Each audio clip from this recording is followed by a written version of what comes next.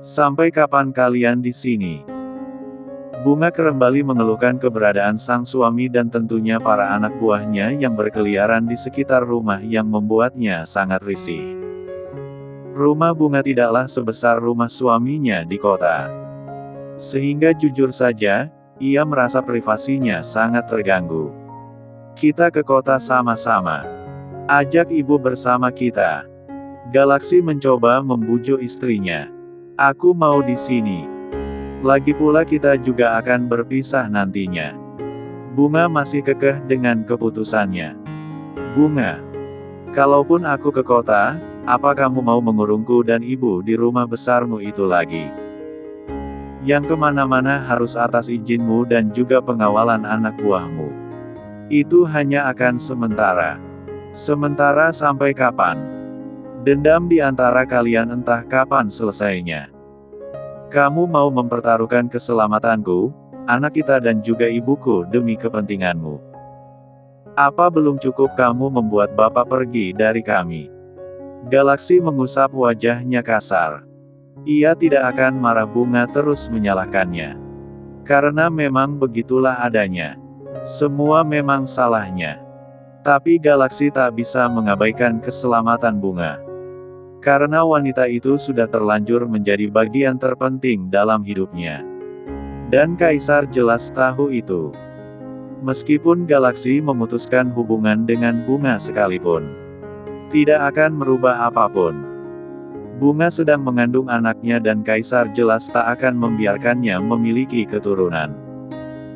Dan jelas Bunga akan tetap menjadi targetnya. Ini hanya akan sementara Bunga. Saat ini Kaisar sedang menjadi buronan polisi. Aku hanya memintamu tetap bersamaku sementara waktu sampai keadaan benar-benar aman. Setelah itu, aku akan mengabulkan semua permintaanmu. Termasuk perpisahan kita. Suara Galaksi tercekat. Bagaimana tidak? Ia tidak pernah mengharapkan perceraian di antara mereka. Tapi Galaksi sadar bahwa kesalahannya sudah teramat fatal. Dan Bunga berhak memilih bahagianya sendiri. Aku ingin di sini. Jangan memaksaku, ucap Bunga keras kepala. Kalau memang dia sudah menjadi buronan, sekarang dia pasti sedang sibuk bersembunyi. Tidak mungkin juga dia datang ke sini, sambungnya yakin. Biarkan Bunga di sini dulu, nak, sampai suasana hatinya tenang. Nanti ibu coba nasihati Bunga pelan-pelan. Setelah Bunga pergi dari ruang tamu, Lastri lalu mendekat dan bicara pada menantunya. Galaksi hanya mengangguk pasrah. Ia bertanya-tanya, apakah Bunga tidak menceritakan apa yang terjadi? Karena mertuanya ini masih sangat baik padanya. Ya, saya akan menjaga jarak sejenak. Tapi biarkan anak buah saya tetap berada di sini. Galaksi tidak akan benar-benar kembali ke kota. Mungkin ia akan tinggal untuk sementara waktu di penginapan. Karena terlihat Bunga sangat tak nyaman dengan kehadirannya di rumah ini. Kalau bisa 2 saja cukup, nak. Kalau terlalu banyak juga ibu sedikit risih dengan tetangga. Galaksi menimbang sebentar. Ia keberatan tapi ia juga tak bisa memaksakan seseorang nyaman dengan pengawalan yang ia berikan. Mereka juga pasti tidak terbiasa diikuti seperti ini. Baik. Saya akan meninggalkan 2 orang saja untuk menjaga kalian. Mungkin apa yang Bunga katakan. Saat ini Kaisar sudah menjadi buronan. Fokusnya mungkin sudah beralih mencari tempat persembunyian bukan lagi balas dendam. Tapi Galaksi juga tak akan mengendurkan kewaspadaannya. Ia tetap akan meminta orangnya untuk berjaga meski tidak dalam jarak yang dekat. Garis polisi telah terpasang di apartemen milik Benny. Sarah yang akhirnya berhasil kabur waktu itu akhirnya segera melaporkan kejadian itu ke kantor polisi. Termasuk juga ia melaporkan hilangnya Karissa. Sarah memberikan keterangan yang sebisa mungkin bisa mempermudah polisi menemukan sahabatnya itu. Sarah sangat takut terjadi sesuatu dengan Karissa. pun ia segera menghubungi kedua orang tua sahabatnya itu untuk mengabarkan tentang putri mereka. Akhirnya polisi mulai melakukan penyelidikannya. Mereka melakukan pencarian di apartemen yang ditinggali oleh Kaisar sesuai keterangan dari Sarah. Dan di sanalah polisi menemukan Carissa dalam keadaan terikat dan menyedihkan. Melalui keterangan Carissa jugalah polisi akhirnya menemukan korban lainnya yang ditemukan dalam keadaan mengenaskan dengan tubuh termutilasi.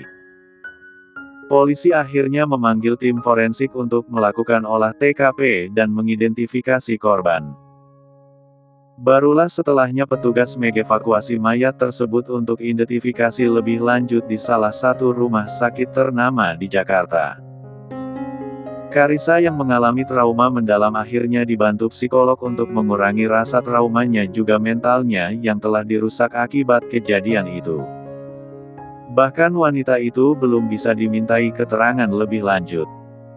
Hanya satu nama yang terus saja wanita itu sebutkan dalam racauannya, yakni nama Kaisar. "Riz, aku minta maaf.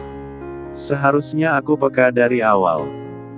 Seharusnya aku langsung cari tahu ketika kamu terus bersikap aneh dan gak mau jawab panggilan dari aku." Sarah juga terus saja menyalahkan dirinya sendiri. Ia menggenggam tangan Carissa yang kini terbaring di ranjang rumah sakit setelah mendapatkan obat penenang. Wajah sahabatnya itu begitu tirus, pucat. Ada beberapa bekas lebam di pipinya.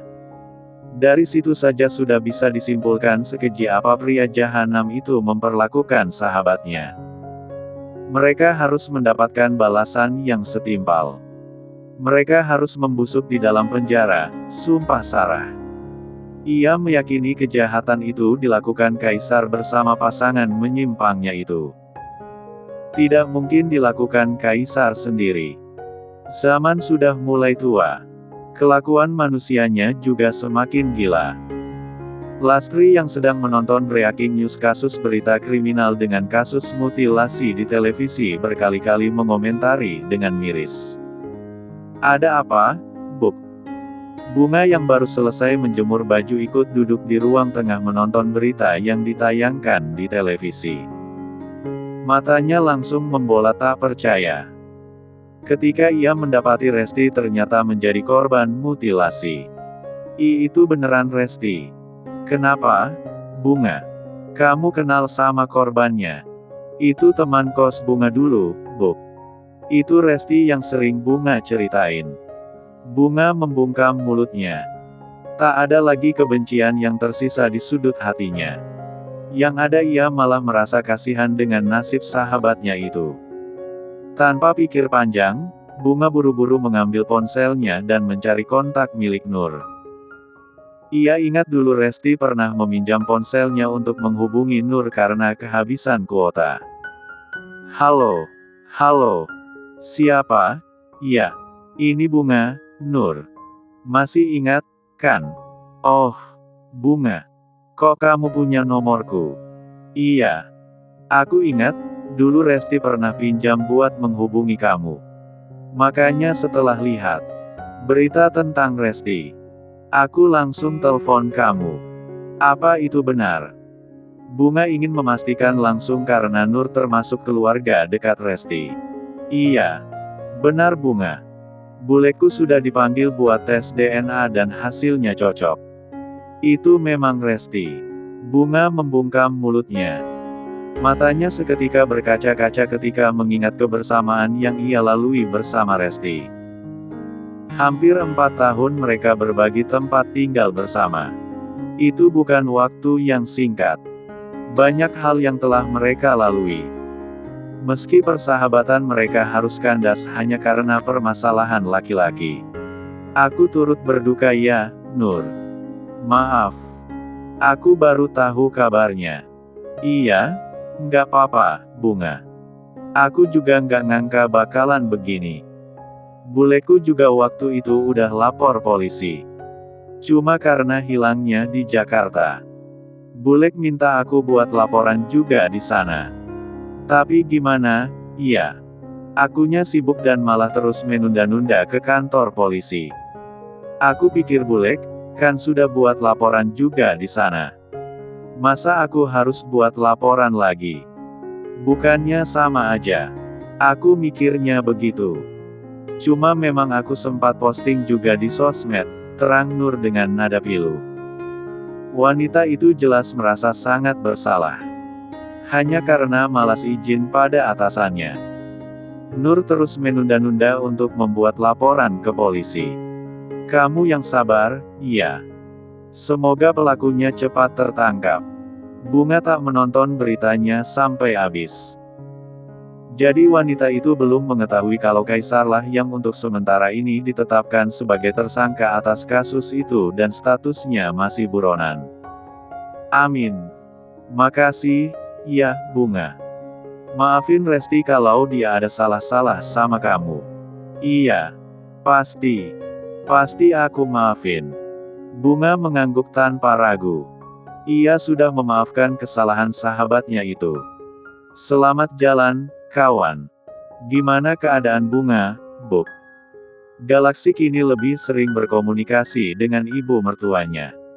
Karena Bunga belum mau bicara dengannya. Tak masalah. Bagi Galaksi yang terpenting keadaan mereka baik-baik saja sudah membuatnya lega. Urusan hatinya bisa ia urus sendiri. Belum lama ini ia juga mendapatkan panggilan dari kepolisian untuk dimintai keterangan. Karena Galaksi merupakan atasan Kaisar. Bunga baik-baik saja. Ya, kadang masih sedih. Wajarlah, nak.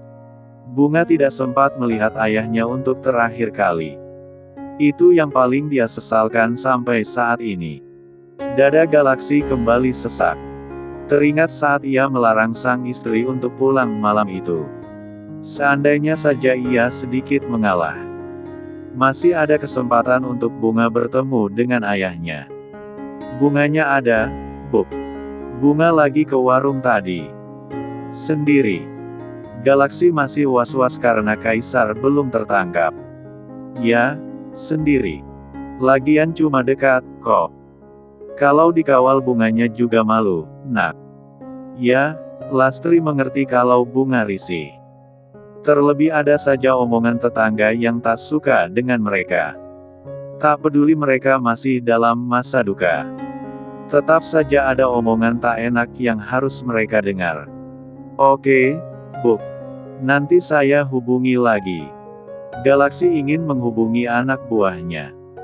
Ia sudah memberi perintah bahwa mereka harus mengikuti kemanapun istrinya keluar rumah.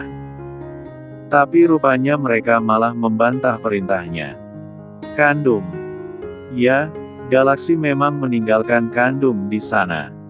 Ya, Tuan. Di mana istriku? Nyonya. Sedang ke warung, Tuan, jawab Kandung tanpa dosa. Lalu kamu biarkan istriku sendiri tanpa pengawasan. Galaksi benar-benar tak tenang sebelum memastikan istrinya baik-baik saja.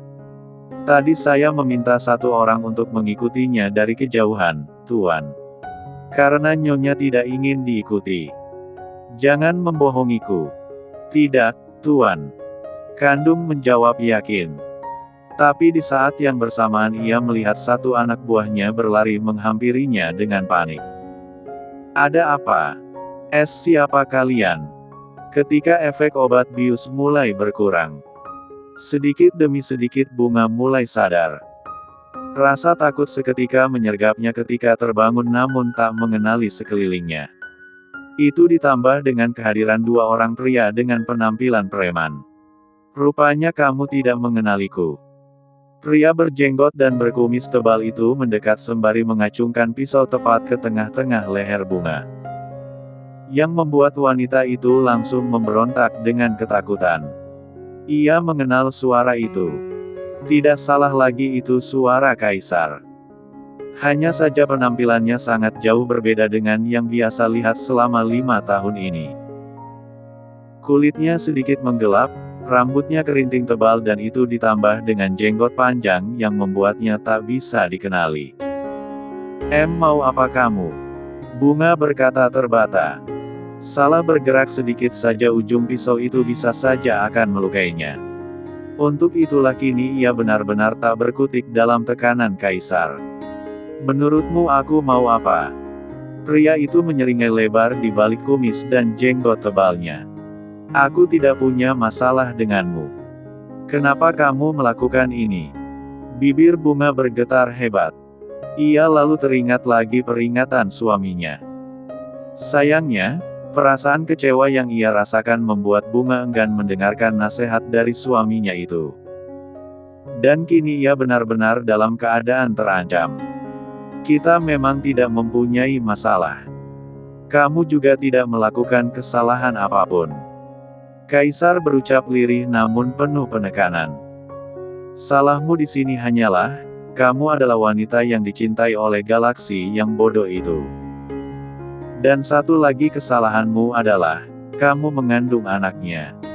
Sementara aku adalah orang pertama yang sangat ingin memusnahkan keturunannya. Kenapa kamu melakukan ini? Apa salah suamiku? Wajah Bunga sudah tak tergambarkan piasnya. Bahkan ia merasakan ujung pisau itu menyentuh kulit lehernya dan terasa perih. Salahnya. Kamu mau tahu di mana salahnya?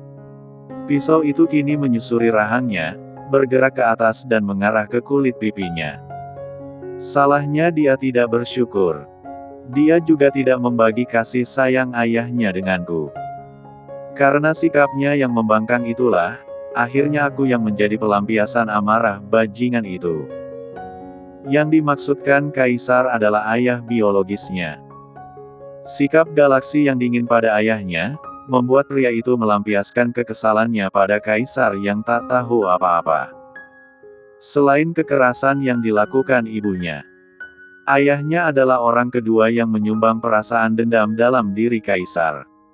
Di saat aku mengemis kasih sayang dari ayah kami, dia dengan sombong malah mengabaikan perhatian penuh yang didapatnya. Dan kamu tahu, pada siapa ayah kami itu melampiaskan kemarahannya atas sikap galaksi. Pisau itu terus menari-nari di kulit yang memucat itu. Kepadaku. Aku yang dipukulnya. Aku yang ditendangnya. Aku yang disiksanya. Semakin ia mengingat kenangan buruk masa kecilnya, kebencian kaisar pada galaksi juga semakin membuncah. Tetapi galaksi tidak salah apa-apa. Dendammu salah sasaran. Bukankah seharusnya orang yang kamu benci adalah ayah kalian? Suara Bunga bergetar.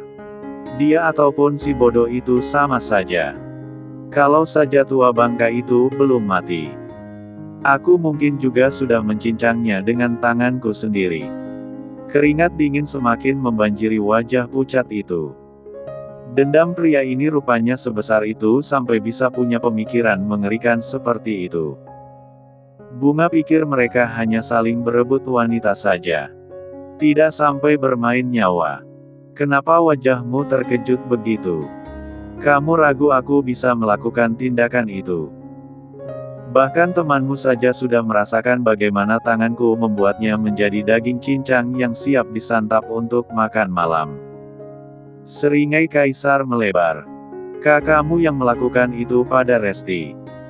Mata Bunga membola tak percaya. Ya. Dan mungkin kamu akan menjadi yang selanjutnya. Tubuh Bunga langsung gemetar hebat. Level ketakutannya meningkat drastis dibandingkan sebelumnya. Tapi tenang saja. Kamu masih bisa selamat, asalkan. Kaisar menjeda kalimatnya. Asalkan galaksi mau menggantikan posisimu di sini. Tiba-tiba Kaisar mengarahkan pisau itu cepat, mengarah ke tembok hingga tertancap di sana. Jantung Bunga rasa melompat saat itu juga. Keringat dingin semakin berlomba membanjir seiring rasa takut yang kian mendera. Mulutnya bahkan tak mampu untuk berkata apa-apa lagi saking terkejutnya dengan situasi yang ia hadapi. Bagaimana kalau kita hubungi suamimu itu sekarang? Kaisar kembali menyeringai lebar. Kita lihat apakah dia berani berkorban untuk anak dan istrinya. Apa yang akan kamu dapatkan dengan melukai kami? Kepuasan. Aku ingin galaksi berlutut di kakiku setelah bertahun-tahun lamanya dia hanya menjadikanku anjing peliharaannya yang harus patuh dengan perintahnya.